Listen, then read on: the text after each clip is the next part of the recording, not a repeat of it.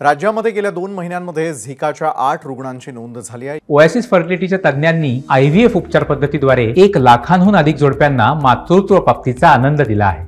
मोफत appointment book करण्यासाठी आजच संपर्क साधा। या आजाराचा गर्भवती महिलांना अधिक धोका असतो आणि त्यामुळे नवजात अर्भकाच्या मेंदूचा आकार लहान होऊ शकतो। पुण्यामध्ये 6 तर कोल्हापूर आणि संगमनेर इथे प्रत्येकी 1 अशा 8 झिका बाधितांची नोंद राज्यात झाली आहे। दरम्यान केंद्राकडून मार्गदर्शक सूचना जारी करण्यात आलेल्या आहेत।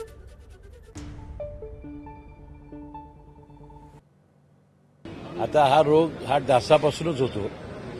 डेंग्यू सारखाच रोग आहे, पण डेंग्यू मध्ये प्लेटलेट्स कमी होतात, यामध्ये प्लेटलेट्स कमी न होता ताप कायम राहतो आणि याला धोका ज्यादा आहे। संसर्गजन्य जरी असला तरी याला औषधं व्यवस्थित आहेत। आपण नागरिकांच्या मध्ये अवेअरनेस करणं, डासाची उत्पत्ती होणार नाही याबद्दल नागरिकांनी काळजी घेण्याचं आवाहन आम्ही केलेलं आहे आणि सगळी औषधं आम्ही त्या सगळ्या हॉस्पिटलमध्ये त्याची व्यवस्था चांगल्या पद्धतीने केलेली आहे। एबीपी माझा, उघडा डोळे बघा नीट।